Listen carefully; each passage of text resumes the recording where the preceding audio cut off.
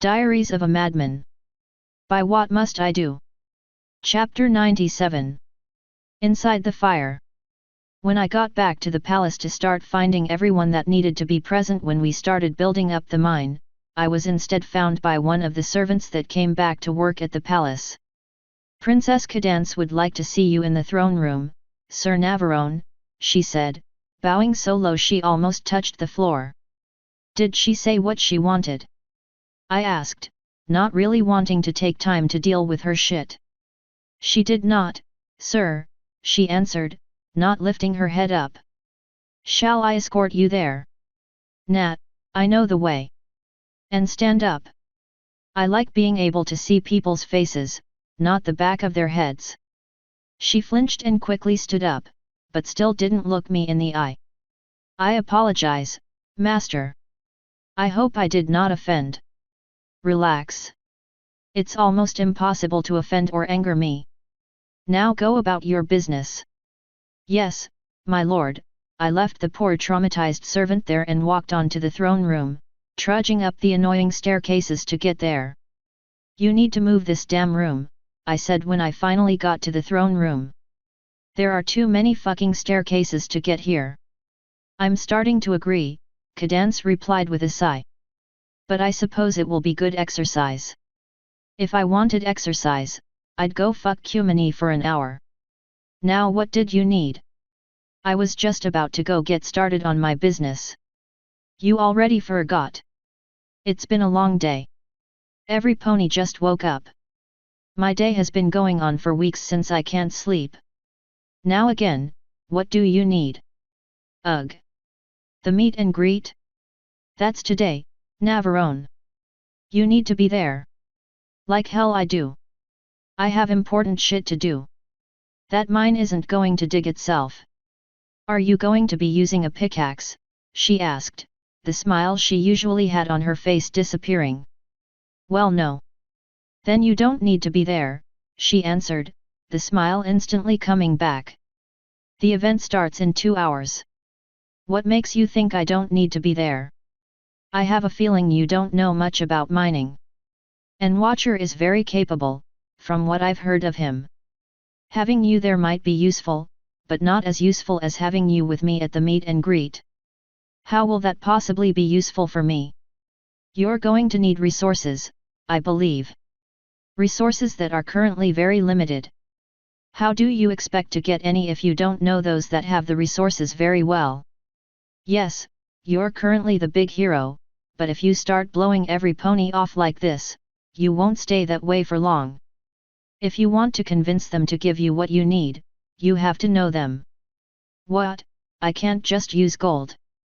"Who needs gold when every pony is hungry and no pony has food?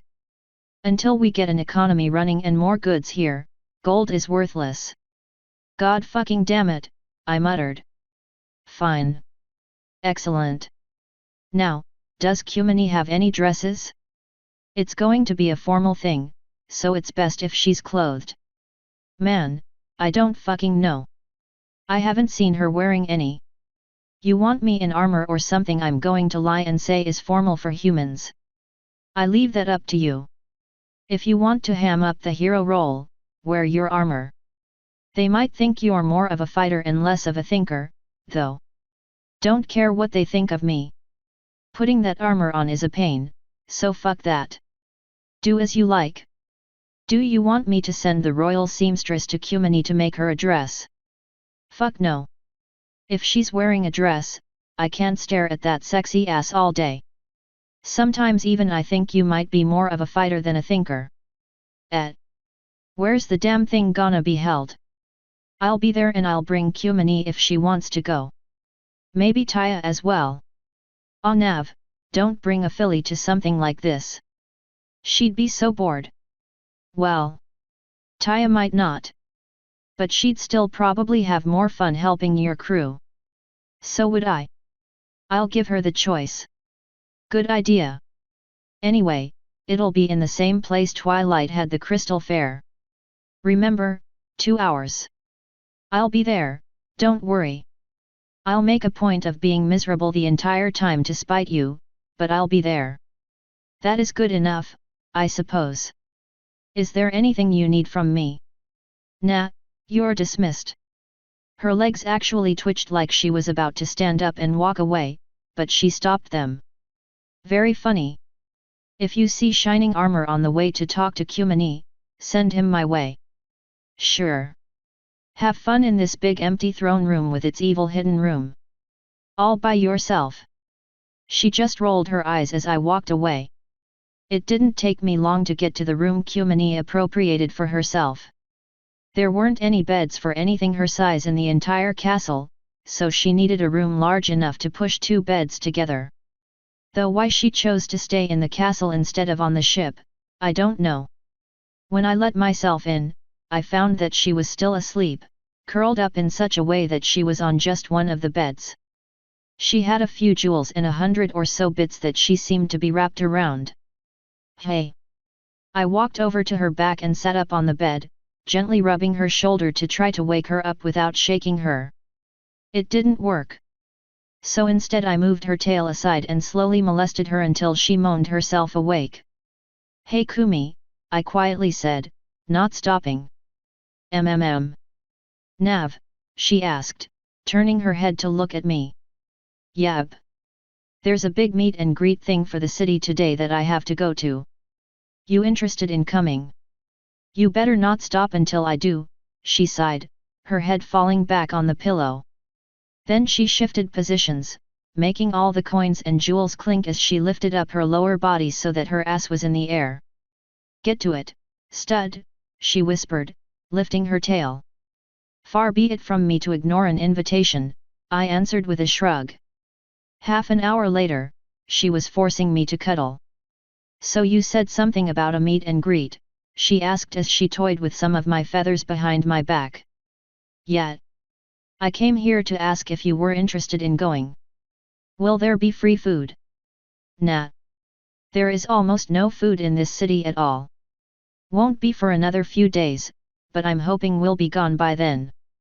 Just the chance to meet some of the more boring of the citizens of this damn city. Why are you even going to this thing, then? Just blow it off. If only. Long story short, I can't. If you don't want to go, the crew could probably use your help. I know I wouldn't blame you if you didn't go. Then I won't. Why haven't we ever used your wings in sex? She asked, tugging on one of them gently. You rub them all the time, I answered, ruffling them. No, I mean you using them on me. As soft as they are, I bet it feels great down there. A few people would definitely agree. Caught, Brayburn, that crazy bar owner. If you want to try it, we can later. But I need to go find Taya and then start getting ready. She sighed, dipping her claws down to caress a more intimate part of me. Do you really have to go so soon? Yes, sadly. Besides, lying on gold and jewels is not at all comfortable. Oh yeah, forgot those were there. I should probably warn you that my hoarding instinct is gonna kick in a bit harder as my mating season progresses. When it's over, I should be back to normal. You're not going to start stealing, are you? Probably not. I should be able to control the urges better than that, but if I see an easy mark, I might not be able to help myself. I'll definitely keep that in mind. Now, I need to go. She didn't let me go. I cleared my throat. Oh yeah, another thing is that I might get a little more clingy, she apologetically said, finally releasing me. Do your best to control that, I said, pulling away from her. Affection is cute, but overdoing it will get annoying. When I finally got up, I started putting on clothes. I'll try. I started walking to the door when she shot out a very random question. Why'd you break things off with Luna? I turned back quickly, shock on my face. Where did that come from? She was sitting up now, looking my way. You keep saying things like that get on your nerves. I don't want to make the same mistakes she did. Well, that isn't really possible. She was using me to satisfy her desire of having tamed an apex predator. I don't think I'll have to worry about that with you. We can talk more about that later. I'll see you when the ship gets back, Kumi. Enjoy the party, she called after me, sounding relieved. I won't, I said before the door closed. Then I started making my way to Taya's room, which was right next to mine. Of course she was in there, because where else would she be? She did have a few spell books arranged around her that I know I didn't get for her. Hey Daddy, she said when I entered, not looking up from the book she was floating in front of her. Where did you get those? I asked, walking up to her bed. Found them in the castle. Asked Watcher about them. Said they were okay. And what is in them? Ugh. The book flopped to the bed as she let it fall. Nothing. It's starting to get very frustrating. A stallion as powerful as Sombra had to have a few combat spells, but I haven't found any yet. Just a bunch of useless things about transmuting and prolonging life. Nothing interesting at all. Want to take a break in an hour to go with me to a party? It'll be boring, but your eyes are going to need a rest after trying to read in this poor light. Yet. I don't really want to go, but mining sounds even more boring. And this way you have to spend time with me. I sat on the bed next to her, setting my hand on her head. I will always make time for you if you think we don't spend enough together. We both know that in times like these, I get busy. I have things I need to do, and in those times, other things get pushed to the wayside. Sadly, you're one of those things that often get pushed aside. But the event doesn't start for another hour and some change. I need a shower, but after that we can do something together, if you want. And you can think of something for us to do, of course. Then hurry up and shower. I can tell you've been to see Kumini already. I sighed, taking a second to smell myself. Is it really that noticeable? Human noses don't pick that stuff up very well. Daddy, you practically reek of it. Everyone can always tell. Well, every pony can, at least. It's very alluring, she creepily said and then took a deep breath. I'm gonna go take a shower. I will see you in 15 minutes. After what she said and how she said it, I wasn't going to be hugging her. So I just stood and started walking to the door. She didn't answer and I just walked out feeling rather awkward. I really wish I knew what to do about that, Flo said when I was back in my room. It's honestly disturbing. Yet. It's beyond disturbing. But I'm afraid to ask for advice. What if someone thinks she should be taken away?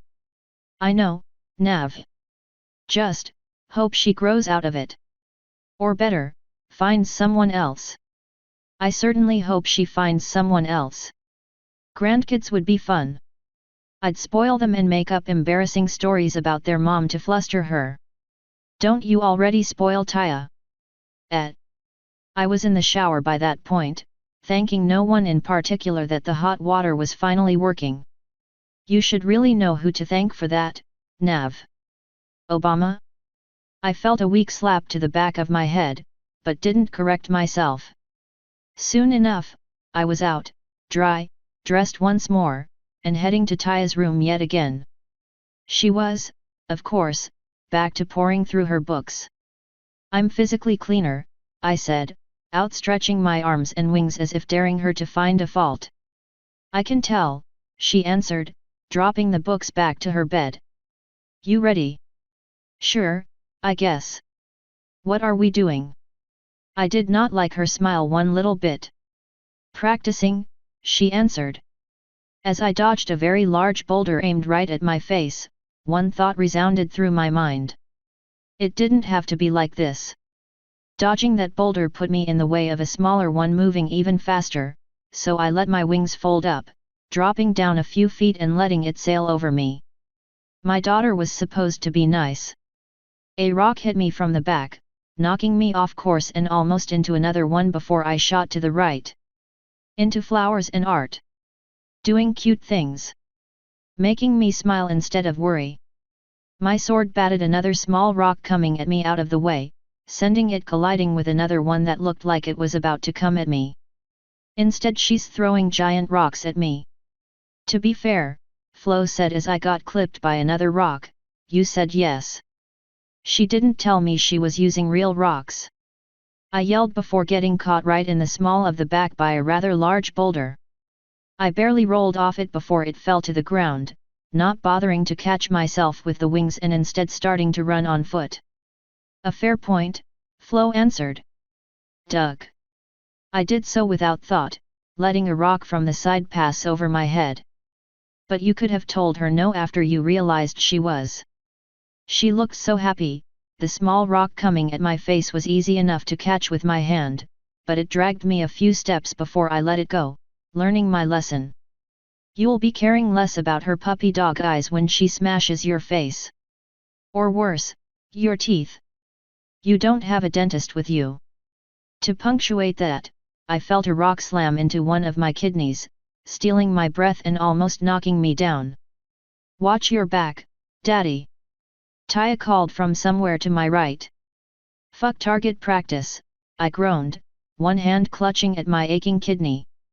It's not target practice for you, Flo giggled. For you, it's dodging practice. I'm giving you a spanking next time I see you, I sighed. Unfortunately, it seemed Taya was tired of not hitting me. After dodging a few more rocks, the ground in front of me exploded and 3 new rocks joined the fray, 1 shooting at me and 2 looping around either side. It was all I could do to roll out of the way, and even then, I felt one collide in the ground inches behind me. I really wish I could have seen what the air around me looked like as I did my best to avoid getting fucking wrecked by dozens of rocks. I'm sure it must have been an amazing sight, what with all those things looping around me. Of course, it was only a matter of time before I got hit by one I couldn't get up from. One of the smaller rocks hit me in the shin, stopping me just long enough for one of the big ones to knock me off my feet and throw me to the ground, then hold me there. Taya came merrily trotting up to my groaning form.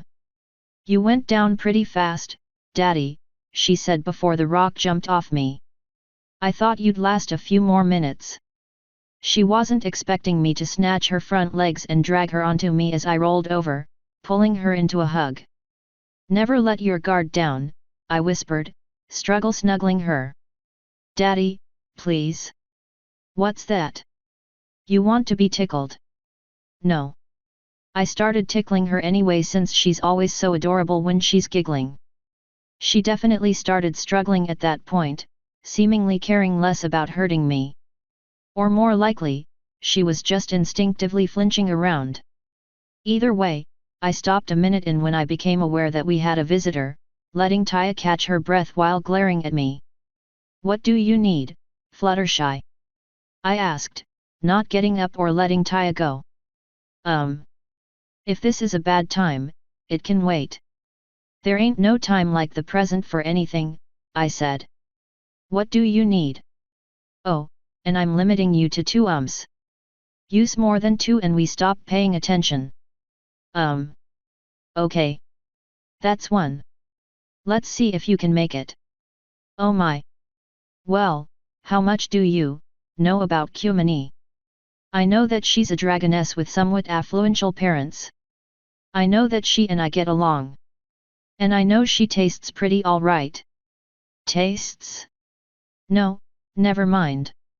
But, aren't you worried? She's a dragon, Nav. They're so greedy and possessive when they get older. And? That just means she probably won't do anything to hurt me so I don't leave her. She'll get really big and vicious. She's already pretty vicious. And I'm sure we'll figure out a way to deal with the size difference, if we stay together that long. Magic's a hell of a drug, after all. You don't think you will stay together that long? She asked, perking up at least a little. I didn't say that. The 2 of us have very long lives ahead of us, unless something shortens them, and a lot can happen that can drive 2 people apart. But on the same vein, a lot can happen that brings 2 people together. That's how relationships work. Hope for the best but be prepared for disappointment.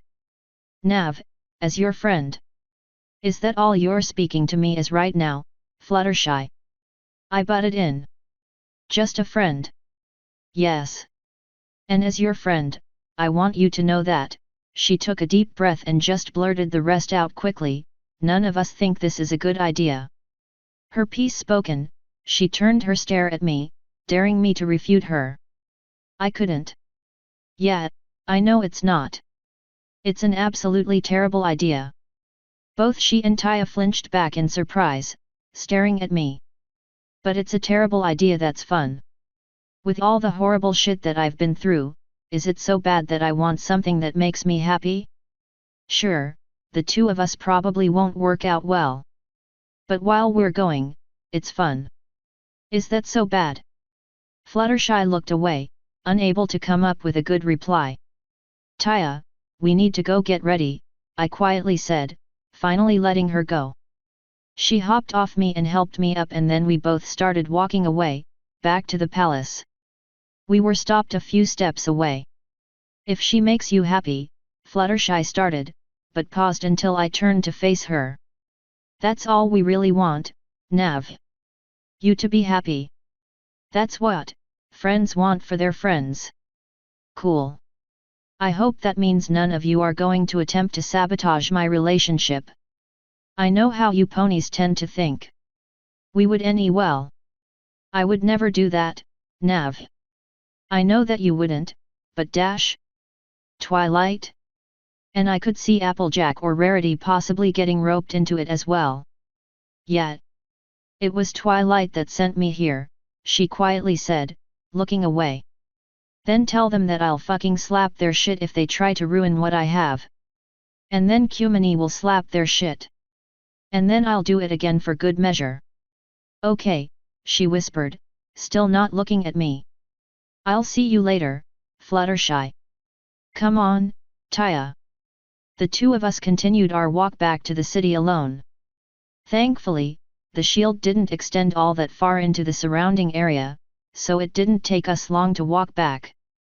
On the way there, one of my soldiers landed next to me.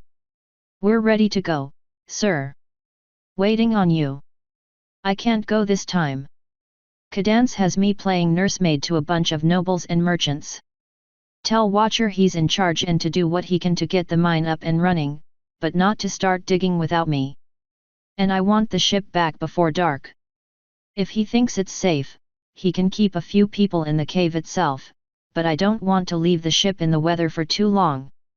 Yes sir, the guard answered. Do you want any guards to stay with you? I'll have the Naga and the changelings. I should be fine. Yes sir. He spread his wings and took off, soaring to the ship. We continued our walk until we got to the palace.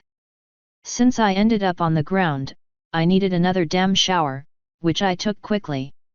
I also made Taya take one, since she was going to be dressing up whether or not she liked it. When I got out of the shower, Ames was in my room. I grow weary of this piece, Kane, he rumbled. And this city, the citizens stare at me. It is worse even than Ponyville. If I have my way, we won't be here for much longer. Hopefully, Watcher will get the mine ready today, and after that, we can start digging. If the staring gets to you, just stay with Cadance and guard her. Well, after today. Right now, we're going to a party. Very well. What is to be my purpose there? Do your best to look intimidating enough as my guard that people don't want to come talk to me. I doubt it'll work, but it's worth a try. Intimidation is easy, he replied, showing off his rather scary teeth. I don't want to make it obvious. Now, I need to get dressed, get Taya, and go. It didn't take me long to do any of those. Soon, the three of us were heading to the stupid event that none of us wanted to attend. It was already beginning to fill up slightly as we arrived, each citizen wanting a chance to meet the princess that was now apparently ruling over them for some reason.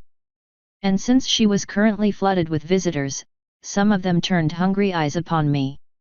Actual hungry eyes, mind, it didn't look like they had really made a habit of eating. Not even the Naga's overwhelming presence could protect me from the worst thing in the world, thankful citizens. It took us nearly half an hour to get away from the worst of it. The thing that attracted the attention of the common people was the arrival of Twilight and her friends. They all seemed to be a lot happier and more willing to be approached, so everyone surrounded them instead, leaving me, Ames, and Taya to catch our breath. "Why did we come to this, Daddy?" Taya asked, standing rather close to my leg. "Because we had to," I sighed, patting her head. "Or at least, I had to, and you decided to join me." "Company," the Naga mumbled, turning to face a newcomer. I sighed and did the same, ready to face the horrors once again. What greeted my new gaze was definitely not a simple commoner, glowing from crystals or not. This mare had a considerably more noble bearing, and the clothing she was wearing painted her as someone much more well-to-do. "Sir Navarone," she said, bending her knees slightly. "To be nice or to be normal?" "Ugh. My lady," I answered with a nod. "How can I assist you? Could we perhaps speak alone? Or at least, without your guard?" She seemed rather disdainful of the poor Naga, that's for sure. I'm starting to think these crystal ponies are more than a little xenophobic. He is rather protective of me, and understandably so. There have been multiple attempts on my life. I'd rather him stay here. He is discreet and will stay silent. "Very well," she answered, taking a second or two to eye him before looking back to me. "I come to you representing the noble houses here in the Crystal Kingdom. Each of the few surviving houses has a number of questions they would like to ask you." "Answering questions is easy," I said with a shrug. "Ask away. Do you know what Cadance is going to do with our city? She is the spitting image of Sombra's daughter, so no one questions her right to rule, but we still worry." "Back up, what? She looks like his daughter." She nodded. "Very much so.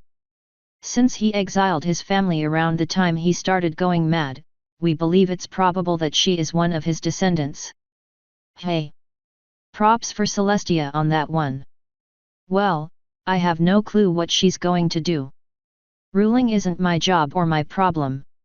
She's a decent sort with a relatively good head on her shoulders. A mite bit too trusting for her own good, but a few years of ruling will straighten that little problem out. I imagine she'll do a decent enough job." "What of her husband, this shining armor?" "He's military. More muscle than brain. Nice enough, but she's definitely the thinker of the two." "Good to know. And what of you, Sir Navarone? What is your place here?" "I'm passing through. Heard a friend was in need and decided to stop to help. She's still having problems, so I'm still here." "And your ship? Why does it leave and return?" "Maybe you don't realize this, but I eat meat. Or at least, I can. And so does some of my crew. There is no meat in the city. There is meat out in the countryside just waiting to be murdered and brought back." "I see. What of the, dragons with you? What are their relation to you? Do you guys have a problem with dragons or something? I've seen several tapestries and statues detailing fights with them. And I know Sombra's journals." "You read Sombra's journals?" she broke in, almost hysterically. "Yeah. Unfortunately, I couldn't read the last one. It was destroyed. But I did get to read the others." "Why?" "It is no matter," she immediately answered, recomposing herself quickly. "Yes, we have a rather negative history with dragons. It would not be incorrect to say we despise them. The two with you have been tolerated because they are with you. But that does not change the fact that we dislike them. What relationship do you have with Equestria?" "A friendly one. Mostly. I stirred things up there and decided it might be best if I left. So here I am for now, or at least until I depart." "And this is your wife?" she asked, looking to Taya. I think all three of us flinched in shock at that. "No? My mistake. Daughter, perhaps." "Yes. Why would you think she's my wife? She is the proper age for it." And anyone can tell that she is in heat. Taya blushed slightly in either anger or embarrassment. I just assumed. So she is unwed? Yes, she most definitely is, I answered. What is your price for her? She asked, completely deadpan. What? She is attractive enough. I would be willing to pay well to marry her. The shock on my face was just growing more and more. I have blood relatives to give you grandchildren with her, if that's what you'd prefer. At that point, what I'd prefer was to punch that bitch. If her face wasn't made of crystals, that would have been my immediate reaction. However, the Naga beat me to the figurative punch. Times have changed, pony, he growled, moving to loom over her. Children are no longer bargaining chips and property. I calmed down very quickly when I realized why she was saying things like that. Naga. He backed away from her immediately. He is mostly correct. Some nobles and kings use their children for political reasons or consider them property. I am neither noble nor king. So times have changed, the mayor commented, nodding. Being gone for 1,000 or so years will do that. What new surprises await us, I wonder, she rhetorically mused. When do you imagine you will depart? When I'm good and ready. And I very much suggest you and your noble friends keep your hooks out of Cadance until I'm gone. Don't think I won't be watching. I see you start digging, I'll come down on you bastards. What you do when I'm gone isn't my problem. Understood. We need to consolidate power before we can do much anyway. Finally, people honest about their dishonesty. I'm glad to hear that. What of the princesses of Equestria? She asked. Are they still in power? Celestia is. Luna just got arrested for reasons. You want details? Ask someone else. And these 6 mares here?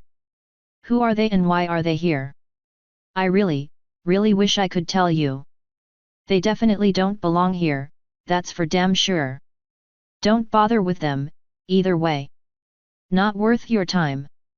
There are many that would say the same of you, she commented, looking toward the 6 mares that were trying to keep a happy crowd placated. At least they are ponies. Xenophobia will not get you far in this new world, I said, crossing my arms. She turned back to look at me, lifting a crystal eyebrow. Peace rules. If you make an enemy of one race, you might make an enemy of several. Hate dragons if you desire, they're rare enough anyway. But if you keep up that attitude, you're going to piss off your neighbors to the south. You piss off the griffins, you can kiss those supply trains from Equestria goodbye. And if you make enemies of the changelings, well, I don't suggest it. I will discuss that with the others. Now, my final question. What exactly are you? Your worst nightmare when an enemy and your best friend when not. That's the simplest and easiest description. And I very much suggest you remember it. Once again, understood. You are very persuasive, Sir Navarone. I almost feel sorry for your wife. I'm not married. I realized that was a mistake as soon as I said it. The surprised and pleased expression on her face wasn't even needed. Nor am I looking to get married, I hastily added. One of those dragons you despise so much keeps my bed warm, thank you. And there went the happy look. I see. We might talk more later. For now, I have things to discuss with my group. Good luck with that, I said as she wheeled around to leave. She didn't reply. Fucking bitch, I muttered, ruffling my feathers in distaste. I wonder how much she would have paid for me, Taya mused, watching the lady walk away. Would never have been enough, I replied, turning to the castle and starting to walk that way. I'm done here. Stay if you want. A familiar feminine voice called, Oh Navarone. I ignored the shit out of Rarity and kept walking, pretending I didn't hear her. I know you heard me, she called, much closer. I still just kept walking, hoping she wouldn't bother catching up. Don't make me catch up to you, Nav. Ugh. That's it. Ooh. That's it. Right as I turned to face her, she pounced to stop me somehow. She couldn't stop herself since she was already in midair, and by the time I realized she was jumping, it was too late for me to back off. However, it was not too late for the Naga to snatch her out of the air by her tail, holding her up to glare at her. "Release me at once," she demanded when she recovered. The Naga snorted and looked to me. Instead of doing what was probably the intelligent thing and telling him to set her down gently, I walked over to where I could see her face. "And just why were you following me?" I asked. "Princess Cadance requested we keep you from leaving," she answered. "Now put me down." "Did she have a specific reason why?" I asked, crossing my arms. "Of course. But she said it was a surprise." Well, Cadance hasn't really let me down yet." "Drop her." By the time Rarity's head impacted the rather hard stone road, I was already walking back to the party. "So why aren't we leaving?" Taya sighed, still walking next to me. "Because it's best not to piss off the people in power," I answered. "And to be fair, I did tell Cadance I would be here, like it or not. You're free to go if you want, but remember that I'll be here. Alone. Where anything could happen." She rolled her eyes and replied, "The Naga would be here, Daddy. And I'm not planning on leaving you. I know you'd misbehave without me here to make sure you're being good. You didn't have to drop me." Rarity yelled at the Naga that was paying her just as much attention as I usually do. She continued muttering as we left her further behind to explore the party, but didn't make any comments we cared about. "What's got her all up in a huff?" Rainbow Dash asked, dropping out of the sky to walk next to me. "She's on her period," I replied with a shrug. "So what's this surprise Cadance wants to give me?" "I dunno. She didn't tell any of us." "So where did you find Gilda, anyway? Like, why is she with you?" "I figured I could use a quick flyer.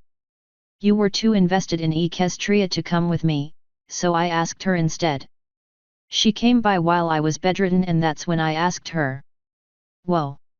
You've been planning to leave for a while, haven't you?" "Yeah." She snorted and muttered, "Coulda told me." There was no good answer to that, so I didn't reply. After a few seconds, she asked, "What about Zekora?" "I made a deal with her. If you want to know more, ask her. It's not my business to say why she came, I don't believe." "If you say so." "But, did you really have to take Spike?" "No, I didn't have to. But after what Rarity did to him and after a few conversations with him, I realized that he really needed to get out of Equestria, one way or another. This way he'll be safe with me instead of traveling alone." "Are you really sure he needed to get out?" "He seemed fine to me and everyone else. He was starting to get miserable. I could tell after just a few talks with him. Like it or not, a growing dragon doesn't really fit in well in a peaceful pony place. He was already fighting against his nature when I decided to go. He just got worse ever since, so I finally decided to offer him a place with me. He accepted and Twilight was cool with it." "How did you convince Twilight to let him go?" "A smooth tongue, if you know what I mean." She looked up in surprise and I just winked. "Ugh. You're so perverted." "I was joking, Dash. I just talked her into it." She did cry a little, but she agreed that it was probably for the best. "You are just, something, Nav," she said, shaking her head. "That's not to say I haven't fucked her, mind. We've done the horizontal tango a few times." "Daddy, please," Taya said, glaring up at me. "You're in polite company." "It's hardly fit for impolite company," the Naga concurred. "Oh relax," Dash said, grinning. "Nav, can you write me up a list of everything you've slept with? I really want to see your record." "I'll see if I can find a paper long enough," I dryly answered. "Just remember that your name would appear on there, Dash. So don't pretend I'm alone." Hey, that was different. Yet. Tell me again about your clam justing club. She immediately turned bright red and looked away, stammering something. Ahoy! I have to go, she quickly said, galloping off, seemingly fighting to keep her wings down. So easy, I said with a giggle, looking away from the onlookers watching Dash in confusion. Daddy, you're awful, Taya said, shaking her head. Yeah, I know. Don't follow my example, Taya. Why not? I bet that lady would still be willing to pay. Taya, I am a slut, not a whore. I don't get paid for it, I just enjoy it. There is a huge difference. Does that make it okay? She doubtfully asked. Well, I can't get anyone pregnant. But just because it's fun for a little while does not mean it'll make you happy. Trust me as someone that has experienced it. There's a reason I went for a relationship instead of boning everything on board. Humph, she looked away, not saying anything. It was at that point that I decided to look around the party, since I was surprised we hadn't been stopped and talked to in a little while. It seemed that a good number of the common citizens had left after they spoke to everyone they wanted to talk to. Since I showed up early, many of them had already spoken to me and saw what a dick I was. The small number that hadn't seemed to be wary of the Naga since they no longer had such large numbers to bolster their confidence. How do you like my party? Pinky asked from above us. I flinched around until I saw her on the Naga's back, piggyback riding him. As soon as he realized he had an unwanted guest, he reached back to snatch her off. She dodged, sliding down his tail and having a giggle fit. When she was down next to his tail, he tried to slap her with it, but she jumped over it, smiling all the while. He tried that a few times before stopping. But the jump tail was so foo-eep. Didn't miss that time. I do not give free rides, he calmly said, glaring at Pinky as she picked herself up from the bush she got knocked into. You coulda just said so, she complained, shaking her head to knock all the leaves off her and returning her hair to its normal pristine puffiness. The Naga just snorted. Unfortunately, I knew getting rid of her wasn't going to be that easy. Especially since she bounced over to me with a smile. To answer your question, I said, the answer is no. This party isn't enjoyable. Too many people and not enough corners to hide in. Well, that's just silly. If you hide in a corner, how will you escape when they find you? Come on, Nav, this is simple pony avoidance 101. Cornered animals fight a lot harder, I answered with a shrug. And I prefer fighting to running. More in my nature, it seems. If you say so, she doubtfully said. But her happiness returned quickly enough. Are you looking forward to your surprise? No. That's too bad, because it's happening now. What? Every pony, can I have your attention? Cadance called from a stage that seemed somewhat hastily set up. Oh God, it's a public announcement. I just sighed, hanging my head. Let's get closer. Pinky whispered, grabbing my hand and pulling me along. I went without fighting, knowing I would regret the coming moments no matter how I handled them. It didn't take too long for everyone in attendance to shut up and give her their attention. After all, they were probably used to Sombra doing awful things to them if they didn't obey. First, I would like to thank you all for coming by. It was a great chance for me to meet you all and see how things stand in the kingdom. I will do my best to address the issues brought to my attention, but please understand that some things have to be taken slowly due to lack of resources. Like a politician. We've trained her well. Of course, it would be remiss of me to not celebrate those who had integral parts in allowing this to even take place. Pinky jerked up a little straighter, smiling. I knew some pony liked my party, she whispered. I speak of Sir Navarone and Twilight Sparkle, of course, Cadance said, making Pinky completely deflate. Guess she thought she would get a name drop. If the two of you would please come forward. Of the two of us named, I was the more immediately noticeable. Escaping would have been impossible. Fuck. So instead, I walked through the crowd, following the line that opened before me as the crystal ponies smiled and beckoned me forward. I saw another line forming a little ways away and knew Twilight was also walking forward, probably a lot more proudly than I was. When we finally got up to the stage, Cadance continued, without the actions of these two, Sombra would have retaken the city. Navarrone's heroic actions and Twilight's quick thinking saved the day. Because of their actions, they are both being awarded the title of Hero of the Crystal Kingdom. God damn it! Cadance paused to let some light applause go on. I would give them keys to the city, but... well, there isn't exactly any material to make them on hoof. But I have a feeling this isn't the last we'll see of either of them. The last bit of information should raise Evriponi's spirits for sure. The supply train from Equestria is ahead of schedule and should be here sometime tonight. That got even more applause from the crystal ponies, their claps echoing hollowly because of what they seemed to be made of. Waste of my time, I muttered quietly, hoping no one would hear it. Smile and nod, Twilight whispered back.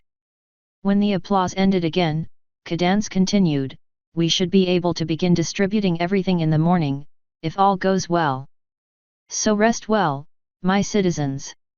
Tomorrow, your fast ends.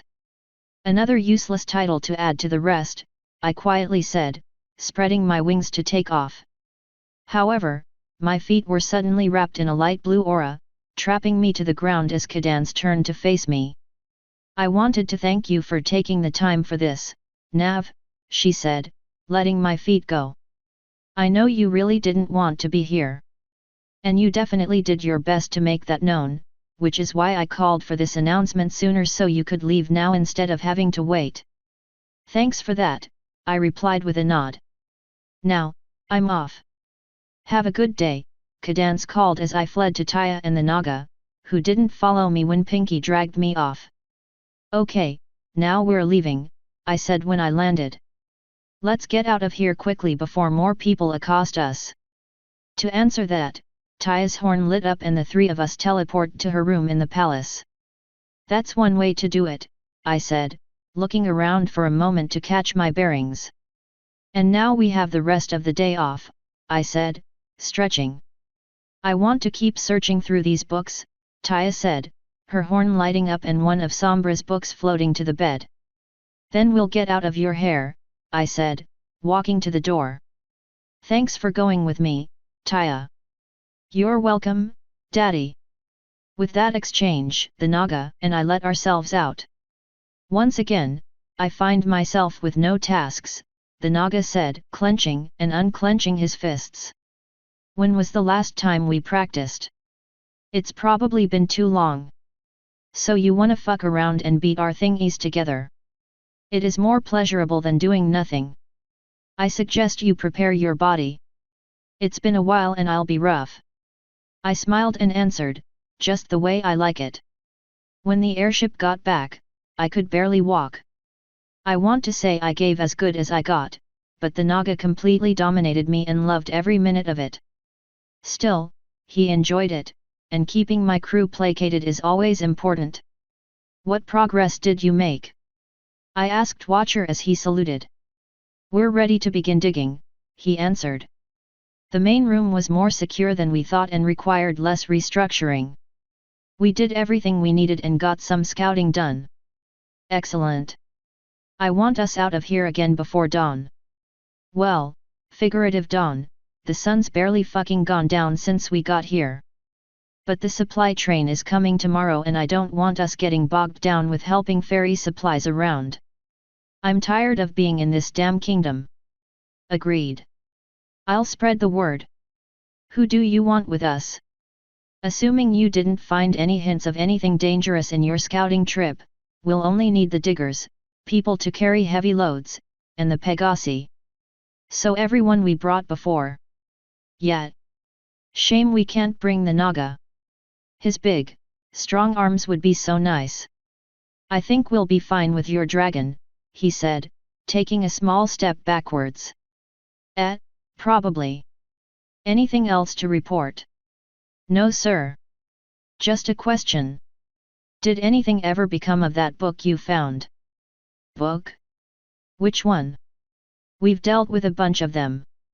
Speaking of which, what did you find in Sombra's last journal? Nothing but insane rambling, descriptions of dark rituals, and things like that. There wasn't anything useful. But I meant the book you got from the magic shop, the weird one. Oh. I forgot about it, actually. I figured it was useless since the lady told me to wait for a suddenly, realization struck me. Who else did I know that was more of a scholar than Twilight? I'll wait a few days to deal with it. I really don't want to get distracted when we should be digging. Just remind me after we find the elemental. Flo says it shouldn't take us long to get to her. Good. I'm ready to move on. The rest of the crew is feeling the same way, though they do like being in a friendly port. Then rest well so you can dig quickly. And tell everyone to stay in the palace or on the ship so finding them all will be easier. Yes sir. Until morning, then.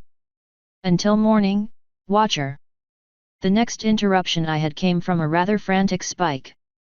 I was just catching up on my journals when he barged in, his eyes wide in horror. Nav, Taya just tried to seduce me. What? Before I realized what I was doing, I was on my feet, hands reaching for the sword I wasn't wearing. Spike blanched when he saw that, but he continued, I was trying to sleep because Watcher said we were leaving early when she knocked on my door. Next thing I knew, she was kissing me. That's... Did you kiss her back? No. I knew you'd kill me. What? Dude, no I wouldn't. I mean, I can't deny I was surprised at first and my immediate reaction might have been, unpleasant. He eyed the hand that reached for the sword and I shrugged. But sex isn't a relationship. And hell, if she came to you, then it's obvious you aren't taking advantage of her. Though she's kinda in heat, apparently. But, she's your daughter. And? Sex is fun. It feels good for both parties. You can't get her pregnant and I know you'd be careful, so there's no real harm in letting the two of you have some mutual fun. That said, if you don't want it, you don't want it.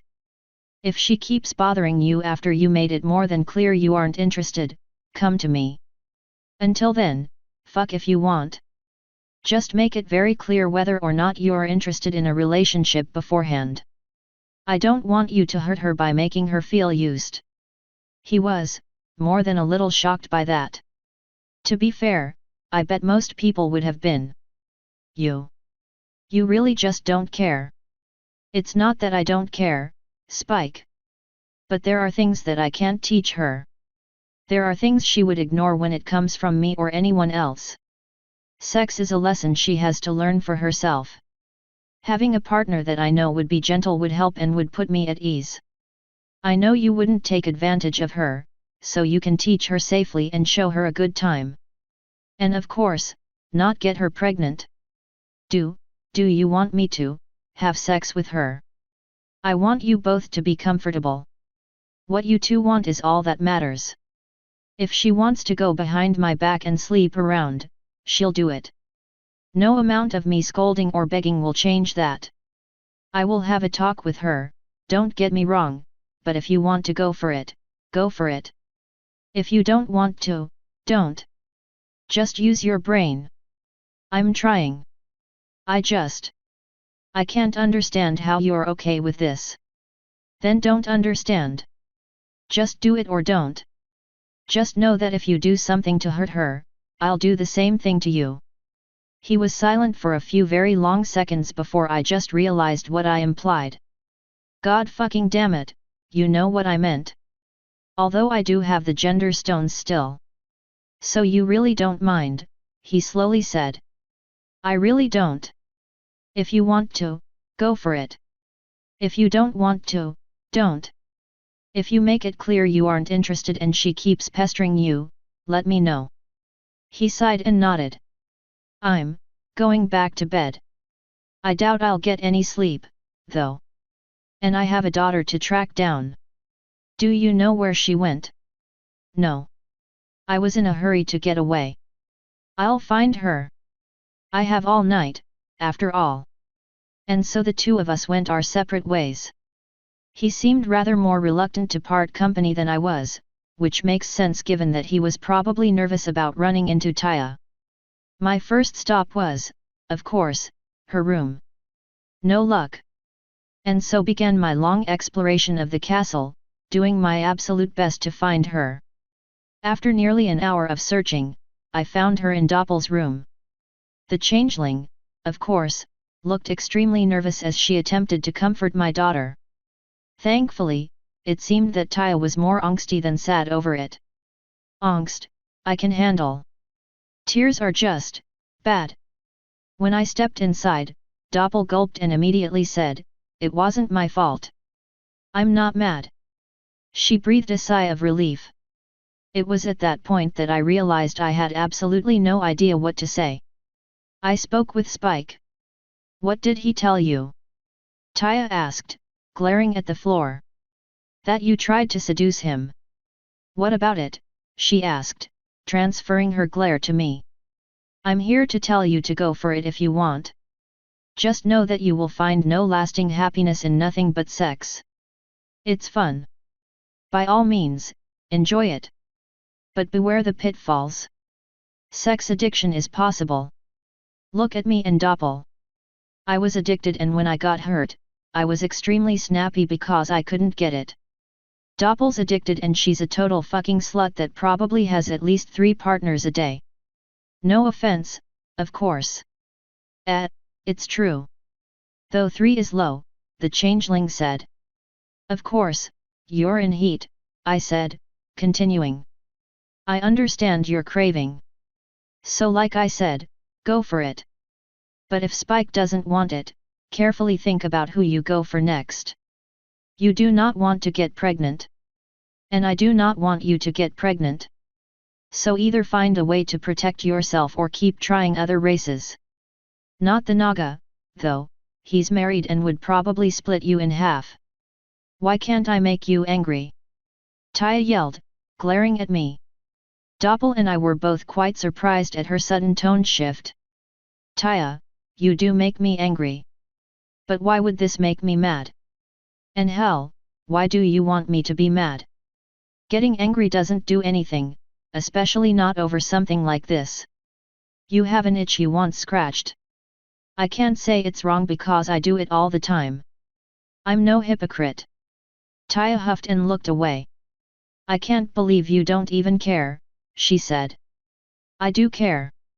I just trust you. And I'm not stupid.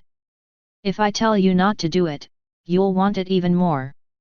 I'll tell you the same thing I told Spike, though, I trust the people I have with me. And there are some things I can't teach you. If I can't, I'd rather it be someone that I trust than someone I don't know. You're young and by human standards it would probably be illegal, but the law was never really based on common sense. Wish my parents were like that, Doppel idly said. I wish I had parents. I just... Ugh.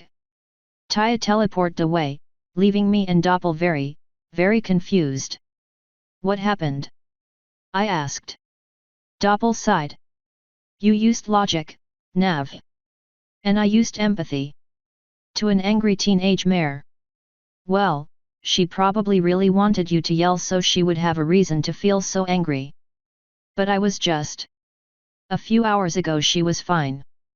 She's young and in heat, Doppel replied with a shrug.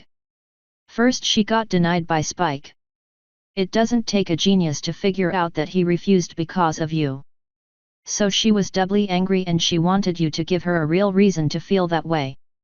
I sighed, slowly lowering my head into my hands, massaging my temples.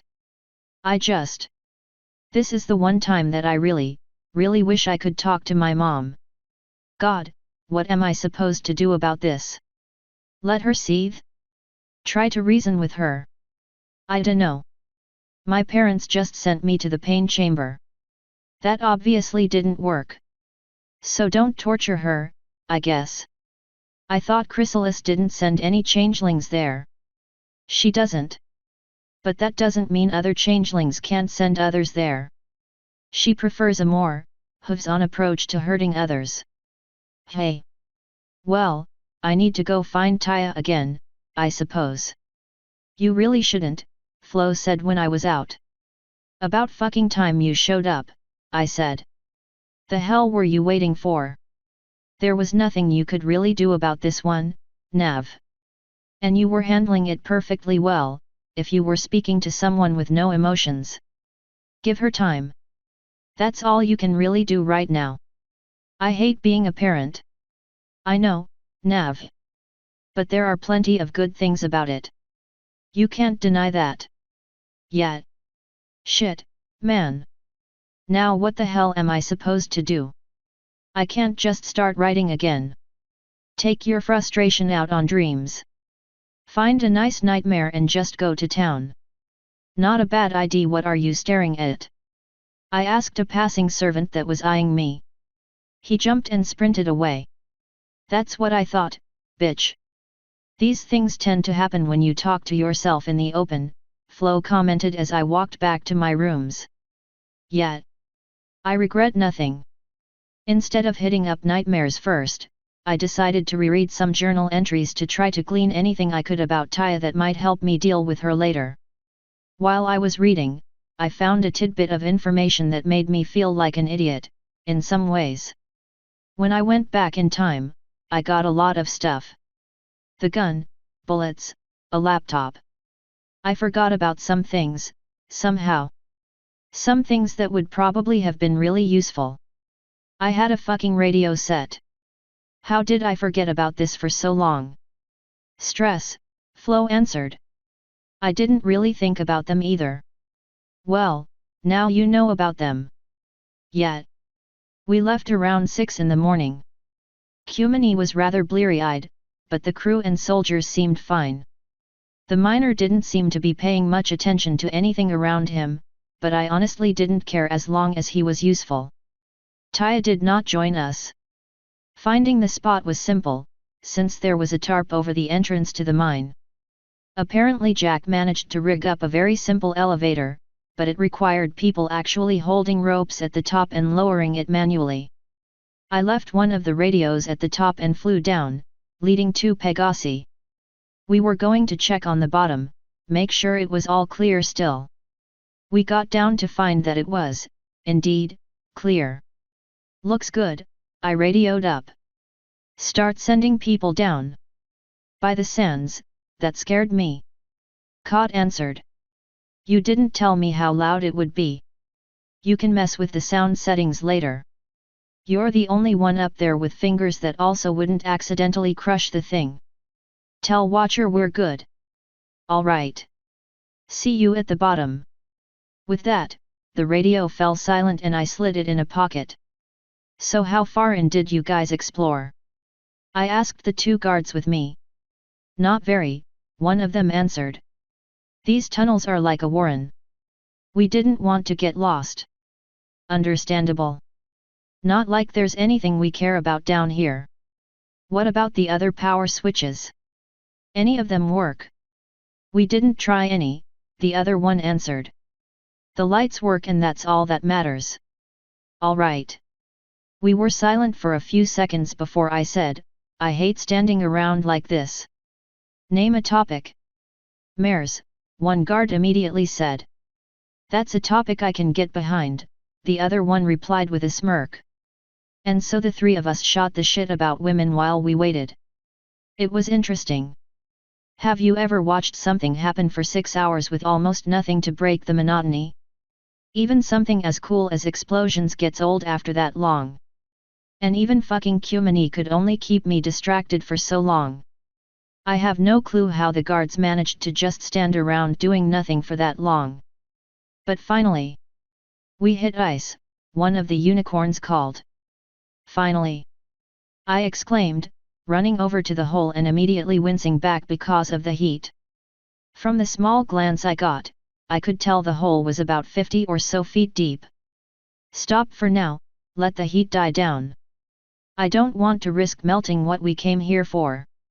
Of course, they had stopped anyway when they hit the ice, but this way they wouldn't continue. Still, I was finally excited. It's about fucking time. Cutting through ice is different, the miner said, looking down the hole.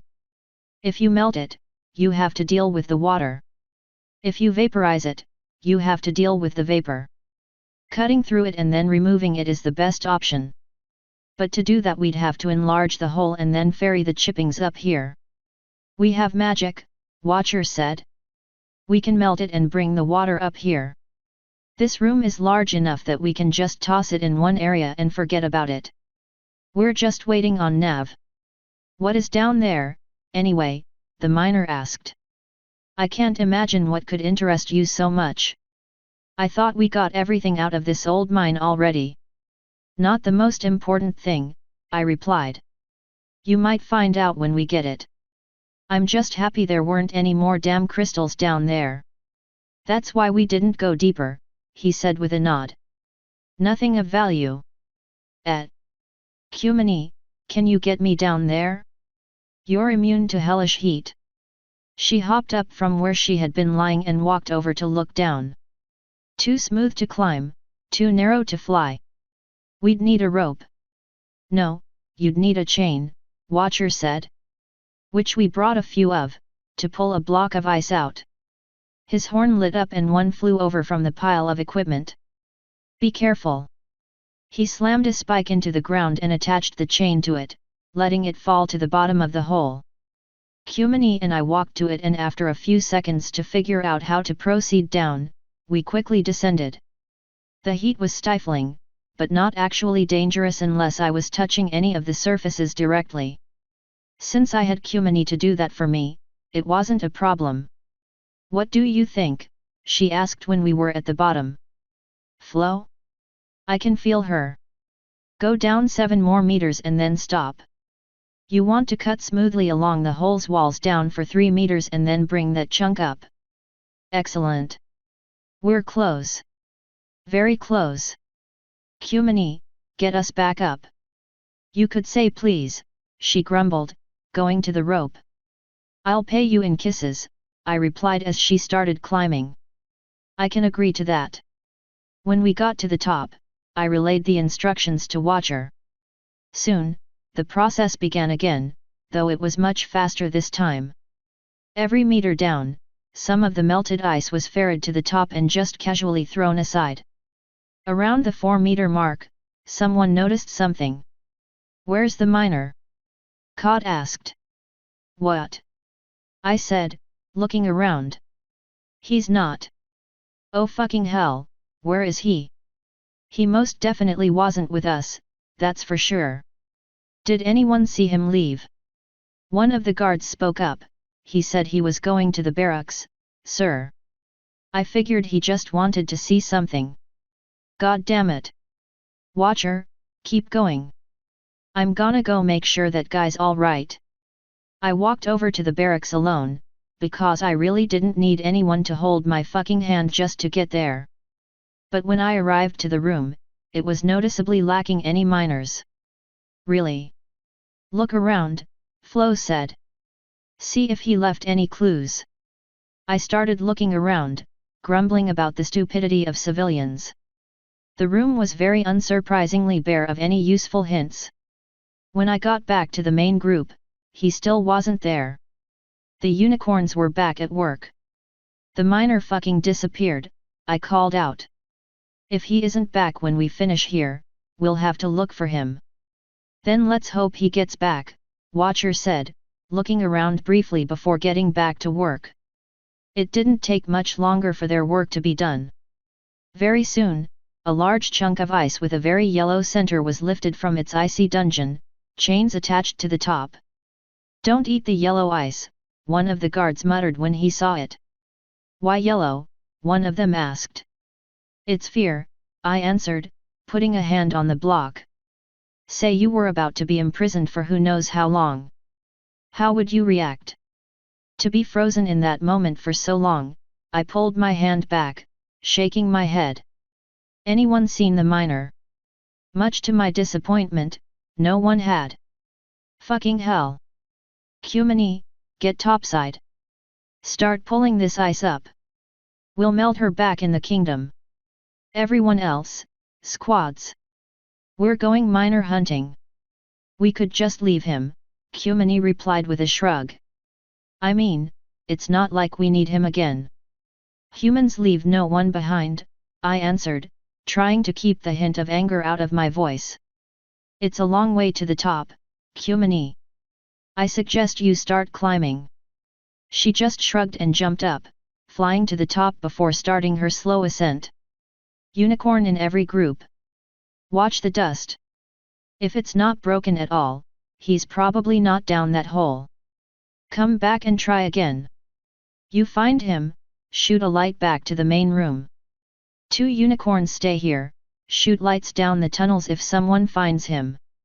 The guards all broke into their squads and started going down various tunnels, leaving me with Kot, Watcher, and his squad, and the 3 unicorns we had from the ship.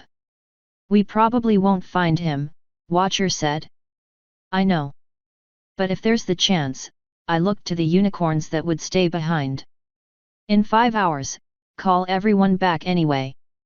I don't want to leave him, but I'm not staying in this place past when it should be dark. They both nodded. Kot, Sunny, with me. Watcher, move out. We broke off, picking a tunnel at random to go down. Watcher did the same. I really don't like tunnels, Kot said as she walked down the clear middle of the hall, over the rails. They're not too bad, Sunny replied. Though I'm used to being inside. I'm not, I said. I hate it down here, too. Cold, dark even with the lights, enclosing. Hardly any room to stretch my wings. Can't believe that fucking miner wandered off.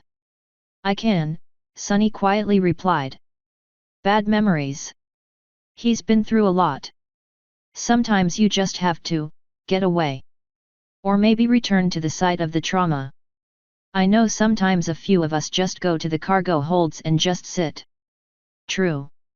A dark silence took over as we walked, but I got sick of that quickly. Anyone see signs of him? There are tracks, Kot said. But they might be from the guards. It's hard to tell. Then we'll keep going until there aren't any more. Hopefully it'll end with a miner. Then I can punch him in the throat and tell him to stop his shit. Bad idea, Kot said. He's all crystal-y. I'll figure something out. Let's talk about. I don't know, give me a topic. I don't want to walk down here in silence. Stallions. Sunny suggested. Nav's a guy, Kot flatly said. Hey, I've fucked a stallion, I said. That entitles me to talk about them. That is so hot, Sunny replied. You bottomed, right? God damn it, really? No, I pounded his ass. Mares, I swear. Of course, then they wanted to know the whole story. As I regaled them with the tale, I noticed that it was slowly getting warmer as we walked further in. It wasn't until I saw a light in the distance that I mentioned it, though. You too see that? I asked, nodding ahead. I do, Kot said. I don't remember the scouts mentioning anything like that, though. Are there still tracks? Sunny asked. Yeah, Kot said, kneeling down to check. They look off, though. Like he was in a hurry. Well, we're not. I don't really want to start running toward heat, not in this cold weather gear. Fucker can wait. You're not even interested in the light? Kot asked. Nah. There's a saying back in my world. Curiosity killed the cat. I don't like that saying, Kot replied. I didn't think you would. Sunny was giggling at it, though. Together, the 3 of us walked closer and closer until we could tell that the light ahead was actually a flame. What the hell is that idiot doing? Does he want to fill this damn place with smoke? At least it's warmer, Kot said. When we finally got to the fire, though. It wasn't just a small fire. It was a furnace. A fucking massive one. And standing before it was the miner, just staring into the flames. "Dude, we're leaving," I called. "Get away from the damn fire and let's go." He didn't reply. Ugh. I walked up to him and got rather close before stopping, realizing that he was bleeding. "What happened?" "I can hear them," he rasped. "Hear them calling. Hear their unceasing call to join them in the flames. Oh Frost, I shouldn't have come." I took a slow step forward, realizing I might be dealing with a crazy. "It's not too late to go. We got what we came for. You can be on the first lift out and never see this place again." It was too late as soon as I set hoof in here. "They can't stop you. They're dead. You're not. Whatever they're saying, just ignore them. They have no power over you." The miner slowly turned his head to me, and that's when I realized that I just might have been wrong. Both of his eyes were just empty sockets. "They won't let me leave. Not this time, not again. Oh God. How did this?" Before I could even think to react, a shovel slammed into my chest from nowhere, pushing me back. Cod and Sunny both jumped forward but were pushed back by the handles of shovels. "What? Help me," the miner whispered before more tools knocked his legs out from under him, sending him to his belly. 2 picks slammed through his back legs and he was swung around before being dragged into the furnace. He made no sound until he hit the flames, and the entire time, his empty sockets were just staring me down. But when he entered the furnace, the shrieks began, until the slamming and locking of the furnace door shut them off. The smell, though. The smell of burning fur and flesh still leaked through. Holy shit! By the sands! Sweet Celestia! At our exclamations, the mining tools fell to the ground and the furnace immediately shut down, the flames instantly dying away. I fell to my knees, my mouth gaping, completely unable to comprehend what I just saw. Before I could stop her, Kot dashed to the furnace door and pulled it open. There was nothing inside but ash. She slowly pulled away from it, just backing away. I think we should leave," I slowly said, standing. Yeah," Sunny said, her eyes unable to leave the open furnace door. Kot just started running. The 2 of us didn't take long to join her. When we got back, the ice block was gone and only the 2 unicorns were in the main room. They seemed rather surprised at our noisy entrance. "What happened?" one asked. "Yeah," the other said. "You guys look like you saw a ghost or something." All 3 of us flinched. "Haha, what? You guys get spooked over something." "Call everyone back," I quickly said. "You find him?" the first one asked. "Call them back," I just said again. It might have been the haunted look on my face, but he seemed to catch the mood and nodded, his horn lighting up. Together, the 2 of them sent the signal down all the tunnels. It took another 15 minutes for all the guards to get back. "Who found him?" Watcher said as his group, the last, exited the tunnels. "We did," I answered. "And I want everyone out of this mine right the fuck now. Teleport, fly, climb ropes. Get us all out. By the night. Evacuation plan. You know what to do." All 4 of his squad's unicorns lit their horns up, teleporting away. Since most of them didn't have the strength to get to the very top, I had no idea where they were going. While they were doing that, the Pegasi grabbed the earth ponies and started flying out. "Now what happened?" Watcher asked me. "The dead happened," I answered. The miner was right. And he paid the price. "That poor bastard," he sighed. "Get out as quickly as you can." He looked to the unicorns from the crew, 2 of whom seemed confused. "Teleport out. If you can't get to the top, teleport up the tunnel and keep teleporting until you get to the top. I'll see you topside." His horn lit up black and he was engulfed in a green flame, completely disappearing. "Caught, up the rope first. You can climb faster," I said. "Hold on," Sunny broke in. Watcher doesn't know a few techniques we picked up. Pull up. The 3 unicorns moved closer. Sunny's horn lit up and an aura surrounded the other 2. A few seconds later, all 5 of us were standing at the top. Easy enough, she breathed, tired after casting a spell that none of the 3 of them could manage on their own. Just takes combining energy. Very worth it. What happened? Kumini asked, running over to us. I do not want to talk about it, I answered, my eyes unwillingly going to the hole. It couldn't have been that bad, she said, pulling me close. It was, Kot answered for me. It definitely was, Sunny added, reinforcing my silence. It's not important, I finished, pushing away from Kumini. I want this ice chunk loaded onto the ship, everyone. The sooner we get back, the better. Watcher, find some way to plug this fucking hole once everyone gets out. Yes sir, he answered, nodding. 4 loud pops around us made me jump, but then I realized it was just Watcher's unicorns reaching the top. Gonna have to tell Taya about that trick. How do we get it up? Jack asked, walking over to me. It would be difficult to do it the way we got it here. We don't have to get it all the way onto the ship, I answered. If you can find a way to secure it on the wooden platform it's on, you can let it hang freely under us. Ah, he looked over to the ice chunk for a few moments, thinking. Eventually he said, simple enough. You mind if I cut some of the ropes? Do whatever you have to do. Just get it done quickly. I do not want to be next to this hole for long. I understand. Smiles.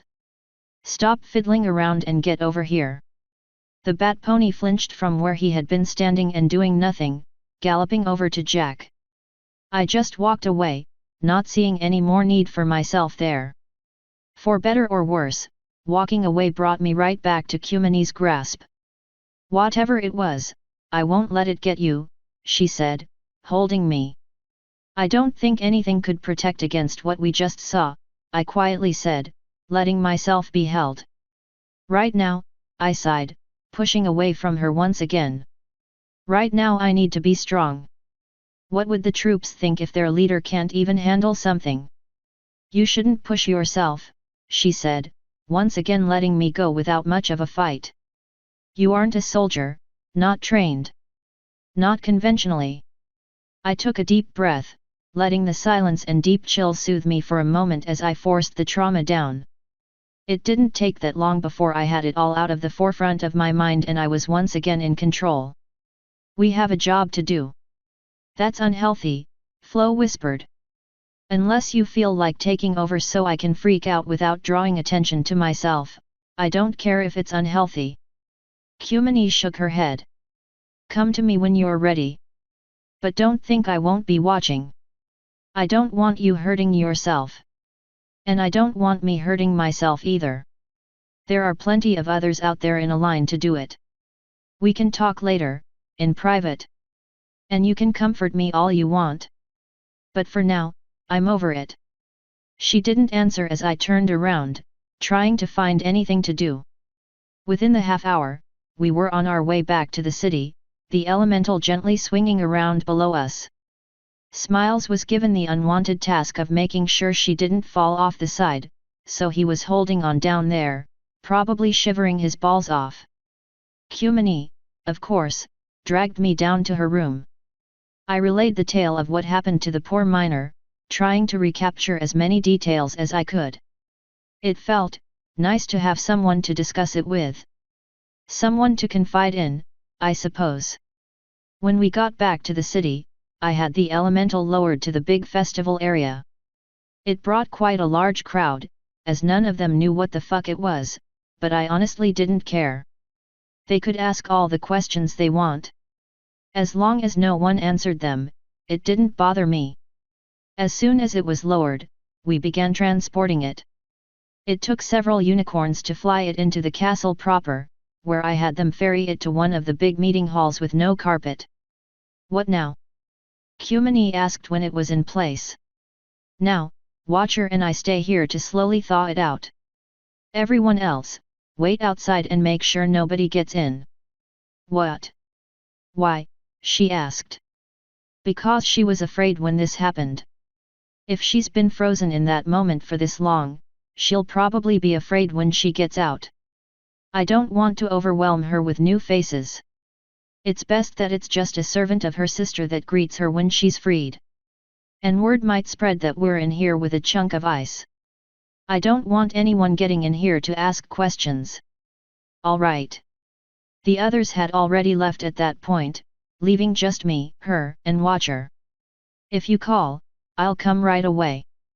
Then I'll see you soon, Kumi. She nodded and stole a quick kiss before walking to the door. You ready for this, Watcher? Yes. Hopefully. You're sure she won't be violent? No clue. Flo thinks she won't be or that she'll realize we're friendly. And either way, it's a risk we have to take. Then let's do it. His horn lit up and the room began to heat up, centered around the elemental. I settled down to wait, wondering what new excitements this would bring.